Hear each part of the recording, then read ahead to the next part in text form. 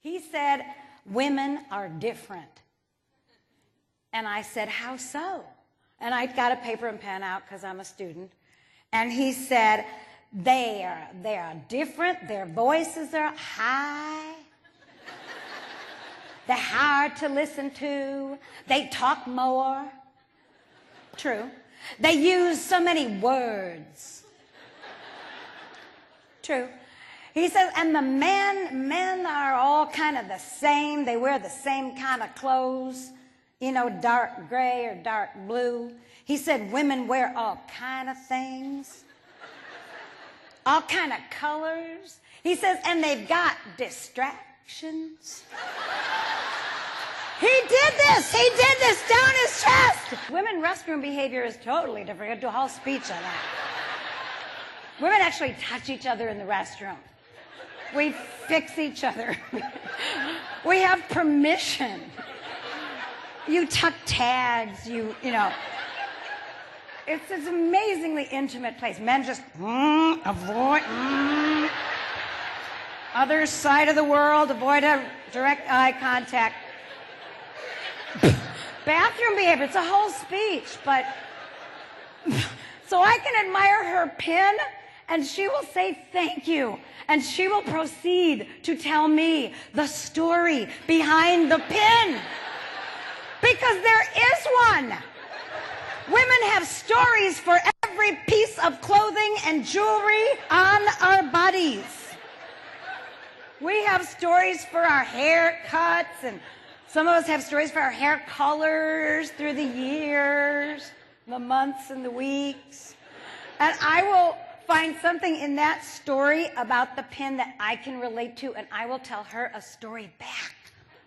And we will bond through stories. Men have very little patience for stories. And I went, oh, I did this. I went, now. Women mostly do this. This is a terrible sound. Men hate this most of all. This is a sneaky, non-assertive, passive-aggressive signal that translates to your listener as, you stupid idiot. It does. So I want you to cut that sound out of your vocabulary right now. I'm serious. This will improve your communications 100%. All right, so the women are now going to lunch. And they're talking, but nobody says anything about lunch. They drift to natural clusters around cars. They actually are standing in the parking lot. And someone says, where are we going? And everyone else says, I don't know. I don't care. Because we don't know and we don't care.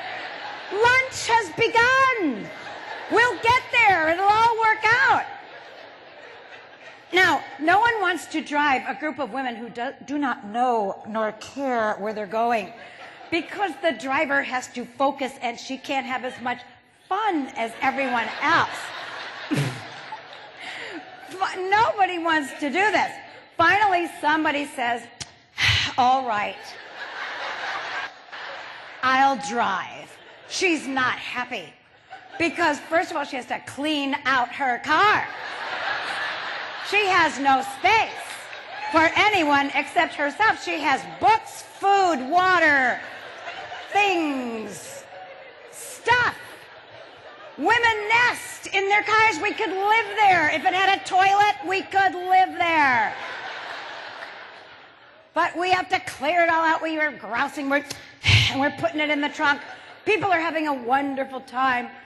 The driver, when they get all settled, says, all right, ladies, where are we going? No, but yeah, I don't know. I don't care. Someone takes pity and says, just go. With the hand. With the hand. This is universal. I found out in other countries they do this too. Just go. But it's not enough for her. She's lonely. She's pulling out of the parking lot. She says, which way shall I turn? She wants some help, some participation. Someone says, go right. Why? Because it's the easiest way for her to turn. Just shut her up. Go. We'll find a place. Someone might say, a woman might say, go left. And if there were a man in the car, heaven forbid, you don't want a man in the car. And when a group of women are going to lunch like this, he's not happy at all. Honey, I think we're lost.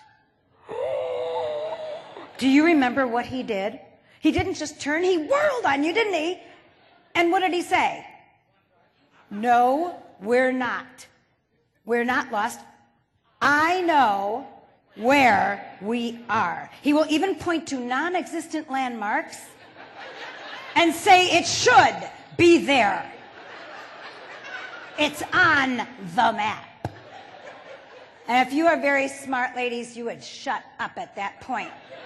Completely, because my unofficial research shows the longer you harangue him, the longer he will drive around. Because what he has just heard in mommy tone is, you stupid child, you're out of control. And so he answers you in daddy tone, no, you stupid child, I'm in control, I know. So you can laugh about this stuff or fight about it, can't you? It's just up to you. So he is driving my car, and it starts to drizzle. And I am very highly auditory. And I am noticing that the intermittent wipers are still on. Well, he's not noticing this at all. He's a happy guy. And the wipers are going, and